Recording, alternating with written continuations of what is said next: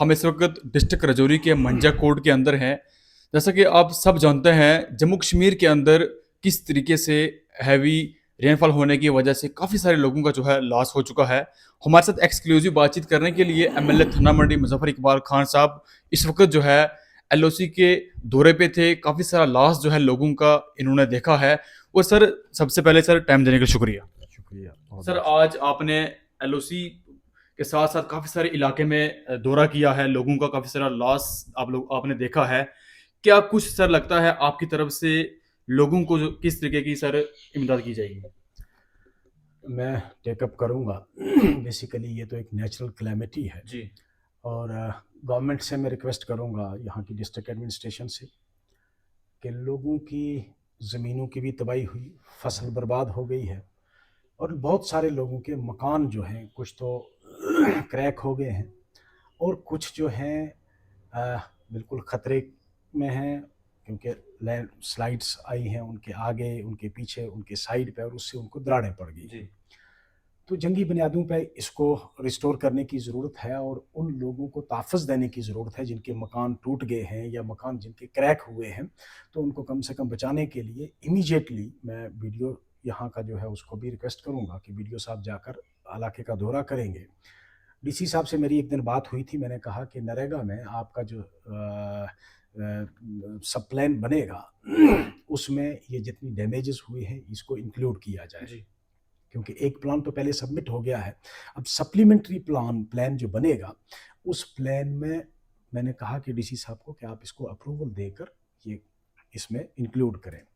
जो मैं भी कोशिश करूँगा कि जो मुझे फंड्स अलाट हैं उसमें से भी मैं कोशिश करूँगा कि जितना हो सकेगा, क्योंकि हमारे पास उतना बहुत ज़्यादा फंड्स तो नहीं होता है कि हम लोग हर नुकसान की भरपाई कर सकें, लेकिन सरकार को कोई ना कोई इसमें फ़ैसला लेना पड़ेगा कि जो लोगों की फसल भी नुकसान हुई है और ज़मीनें नुकसान हो गई हैं, बहुत सारी मकान जो नुकसान हुए हैं उनकी भरपाई की जाए। जी। इसमें शक नहीं है कि इस किस्म की नागानी आफात जो हैं वो कोई रोक नहीं सकता है, ये कुदरत का निज़ाम है, लेकिन हमसे जितना हो सकेगा कोशिश करेंगे कि उसकी भरपाई करने की।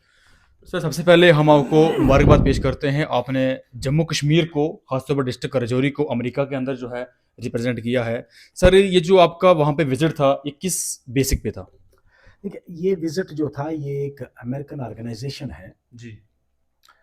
वो तकरीबन आलमी सतह पर लेजिस्लेटर्स को बुला के मसाइल को डिस्कस करते हैं। जी। जितने भी पॉलिटिकल इश्यूज़ हैं इंटरनेशनल लेवल के, जी। उनको डिस्कस करते हैं। और ये एक अमेरिकन ऑर्गेनाइजेशन ने हमें इनवाइट किया था, ये कोई सरकार का स्पॉन्सर्ड नहीं था, जी। कि किसी गवर्नमेंट में इसमें कोई स्पॉन्सर नहीं किया है हमको। हमें वहाँ से इनविटेशन आई अमेरिका से और हम लोग इसमें पार्टिसिपेट करने के लिए जम्मू कश्मीर से हम 4 लोग थे, पूरे मुल्क से तकरीबन 120-25 लोग थे जी। जिन्होंने उसमें पार्टिसिपेट किया है। जी। सर, स्कूल को लेकर जितने भी आपकी कॉन्स्टिट्यूंसी के अंदर स्कूल हैं, चाहे हाई सेकेंडरीज के हैं, इनको अपग्रेड के लिए सर आपका कितना बड़ा स्टेप रहेगा? देखिए, पिछले दिनों एक एक कोई रिकमेंडेशन डायरेक्टर साहब ने इनएडवर्टेंटली सीईओज को भेज दी फिजिबिलिटी रिपोर्ट के लिए। जी। उस पर एक बड़ा हंगामा हो गया कि जी, और हमें उसका नॉलेज भी नहीं, कोई बहुत पुरानी कोई फाइल पड़ी थी, इनएडवर्टेंटली डायरेक्टर साहब ने भेज दी हमें कंसल्ट करने के बगैर। वो मीटिंग में ये मुद्दा उठाया गया और हमें पूछा गया कि आपको किसी ने कंसल्ट किया? भाई, हमने कहा हमें तो पता भी नहीं है, हमने तो सोशल मीडिया के थ्रू इसको पढ़ा है, इसकी रिक्वायरमेंट है या नहीं है ये तो एमएलए कंसल्ट देखेगा। तो मिनिस्टर साहिबा ने क्लियर कट कहा कि मैं जब तक कोई एमएलए रिकमेंड नहीं करेगा, मैं किसी अभी फिलहाल तो स्कूल को उन्होंने कहा कि अपग्रेडेशन की मेरे पास गुंजाइश नहीं है, क्योंकि जी। स्टाफ नहीं है मेरे पास। मैं अपग्रेड करके उनको टीचर कहाँ से दूंगी, मेरे पास टीचर है नहीं है। जी। बहरहाल अगर कोई बहुत अर्जेंट होगा तो वो भी जब एमएलए जो लिखेगा मैं वही करूंगी। जी। और डायरेक्टर साहब को स्पेसिफिक हिदायत दी गई कि जब भी कोई इस किस्म की रिकमेंडेशन करनी है तो पहले कंसर्न एमएलए से कंसेंट लेनी है जी। In writing. जब तक वो लेटर नहीं मेरे पास आएगा मैं अप्रूव नहीं करूंगी। तो वो एक वैसे ही कुछ सियासी लोगों ने उसको इशू बनाया। हकीकत ये है कि वो कोई ना तो सेंक्शनड था, ना कोई वो प्रपोजल था, वो पुराना कोई प्रपोजल है, हमारे से बहुत से 5-10 साल पुराना। वो कहीं रूटीन में चल रहा था, तो उसको फिजिबिलिटी रिपोर्ट मांग के उन्होंने गवर्नमेंट को भेज दिया। लेकिन करना आखिर तो मिनिस्टर साहिबा ने है। तो मिनिस्टर साहब ने कहा कि मैंने अभी फ़िलहाल मेरा कोई ऐसा प्रपोज़ल है नहीं है, और डायरेक्टर साहब को हिदायत दी गई कि कभी भी इस किस्म का जब प्रपोज़ल भेजना होगा तो वो कंसर्न एमएलए करेगा। सर स्टेटहुड के लिए आपका कितना ही बड़ा स्टैंड रहे और सिग्नेचर कैंपेन जो आप फिर कब से शुरू कर रहे हैं? मेरी सिग्नेचर कैंपेन तो मैंने हाल्ट की थी, अब मैं दोबारा स्टार्ट करने वाला हूँ। अब तो चीफ मिनिस्टर साहब ने भी कहा कि मैं भी करूँगा, तो मेरी तो पहले से चल रही है। वो बीच में जंगी हालात बन गए, उस वजह से मैंने उसको स्टॉप किया था। वो मैं दोबारा समझो रिज्यूम करना है, स्टार्ट तो पहले ही है, वो तो चल रही है। जी। तो वो तो जब तक कि हमारी स्टेटहुड वापस नहीं आती, जब तक हमारा स्पेशल स्टेटस वापस नहीं आता, वो जंग चलती रहेगी। जी। सर जितने भी आपको यूथ देख रही है उनके लिए क्या मैसेज रहेगा? यूथ के लिए मेरा मैसेज यही है कि दयानतदारी से इलाके की खिदमत करें। मेरे जितना बस में होगा मैं यूथ को एम्पावर करने की कोशिश भी करूँगा। मैं कभी कभी जब देखता हूँ, कभी कभी सोशल मीडिया पे आता है, मैं जब फॉरेन गया तो कहा 4 करोड़ लेके चला गया, उनके लिए कि यार खुदा रहा, उस अल्लाह के सामने जान देनी है आपने। और मैंने कुछ लीडर भी यहाँ देखे यार, बड़े बड़े कदावर लीडर अपने आप को कहते हैं। कदावर लीडर ओहदे से नहीं बनता है, कदावर लीडर ख्यालात से बनता है, नज़रियात से बनता है, असूल से बनता है। मैंने लीडर भी देखे जो इस लेवल पर पहुंच जाते हैं कि पर्सनल अटैक, अरे मैं हिसाब दूंगा, एक एक पैसे का हिसाब। मैं उन लीडरों से कहता हूं जरा आप भी हिसाब दे दो। मैं हिसाब दूंगा कि मैंने किसी अपनी ज़ात पे, रिश्तेदार पे, अपना जो सरकारी फंड, जो लोगों का फंड है, अगर एक पैसा कोई साबित कर देगा। मैंने पिछले दिनों कहा वो कमीशन का सिस्टम बंद हो गया है।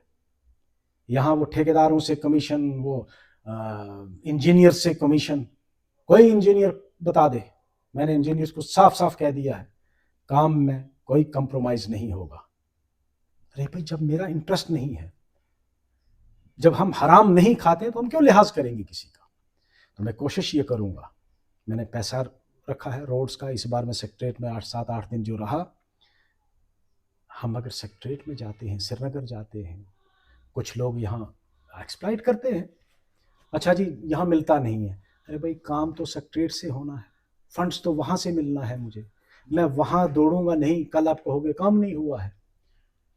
थैंक गॉड इस बार मैं गया, कम से कम 6-7 रोड्स के लिए मैंने, 8 रोड्स के लिए मैंने पैसा लाया, जिसमें आपकी हयातपुरा वाली रोड है, इसकी बुरी हालत थी, कलाली की रोड की बुरी हालत थी, जमोला की रोड की बुरी हालत थी, ककोड़ा की एक रोड थी बहुत बुरी हालत, नीचे आपके पंचग्राही एरिया में एक रोड थी उसकी बहुत बुरी हालत थी, थन्ना मंडी में 3-4 रोड्स थी बहुत खस्ता हालत में थी। जिस तरह ये जो साज बासा वाली रोड है, मैं 1-2 बार इस पर गया, मुझे लगा कि भाई ये जुल्म है इन लोगों के साथ, मैंने उसके लिए भी पैसा इस बार रखाया है।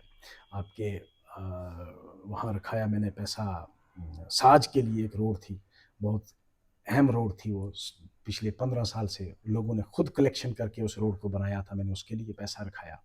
इसी तरह बहुत सारे, अब जाहिर सी बात है कि मैं अगर मंजाकोट में बैठा रहूँगा तो ये रोड्स कहाँ से आएंगी, मुझे जाना पड़ता है दफ्तर में जाकर, भाई जूते तोड़ने पड़ते हैं वहाँ, हर दफ्तर में भागना पड़ता है, लेकिन उसका भी ये लोग मिसयूज़ करते हैं। यहाँ आम लोगों को इसका पता नहीं होता है कि पैसा मंजाकोट में बैठ कर तो नहीं मिलेगा मुझे, पैसा तो सेक्रेटरीट से मिलना है जी, रोड सेंक्शन सेक्रेटरीट से होनी है। मैं वहाँ जाऊँगा तो मुझे मिलेगा कुछ, मैं नहीं जाऊँगा तो मुझे कोई ज़बरदस्ती घर बुला के तो आकर देगा नहीं कोई भी।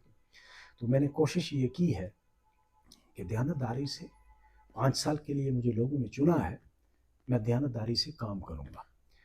रहा सवाल जो आपने कहा अपग्रेडेशन के लिए, मैंने रिक्वेस्ट की मिनिस्टर को कि मुझे कम से कम अशद 10 स्कूलों की अपग्रेडेशन की ज़रूरत है जी। लेकिन फ़िलहाल उन्होंने कहा कि आप हमें चिट्ठी लिख दो, लेकिन हम लोग अभी कोई इस मूड में है नहीं, वो इस अभी प्रपोज़ल कोई ऐसा है नहीं अपग्रेडेशन का जी। तो जब अपग्रेडेशन होगी तो हमें पूछ के किया जाएगा। ये जो आप सोशल मीडिया पे जो निकला था, ये कोई अपग्रेडेशन नहीं। सर आखिरी सवाल रहेगा मंजा कोर्ट के लिए। सर मंजा कोर्ट में सर डिग्री कॉलेज की बहुत ही ज़्यादा ज़रूरत है, मुनसिफ कोर्ट की भी।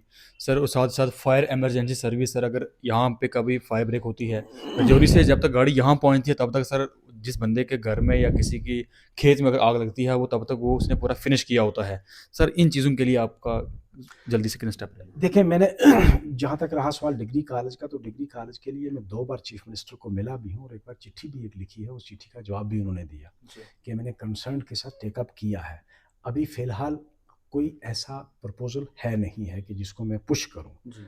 जब भी नए कॉलेजेस का कोई प्रपोज़ल बनेगा तो इंशाअल्लाह मैं कोशिश करूँगा कि मंजा कोर्ट में कॉलेज हो, क्योंकि हक बनता है मंजा जी। कोर्ट के हमारी आवाम का। ये मेरे ख्याल में 2008 के बाद चीफ मिनिस्टर साहब ने यहाँ आकर ऐलान भी किया था कि मैं यहाँ दूंगा, लेकिन उसके बाद किसी ने परस्यू नहीं किया होगा। मैं कोशिश करूँगा कि इसी टेन्योर में जी। अल्लाह करे कि यहाँ कॉलेज भी आए, जी। और मुनसिफ के लिए भी मैं अपॉइंटमेंट ले रहा हूँ पहले चीफ जस्टिस साहब से, और ऑनरेबल चीफ मिनिस्टर साहब से भी मैं रिक्वेस्ट करूँगा कि वाकई यहाँ मुनसिफ कोर्ट की भी ज़रूरत है। और मैं कोशिश करूँगा कि फायर सर्विसेज का भी, देखें ये होम डिपार्टमेंट में शायद आता होगा, उसका मेरे इससे पहले कभी जहन में नहीं था, मैंने किसी से बात नहीं की, आज आपने मेरे जहन में डाला, मैं ये भी कोशिश करूँगा।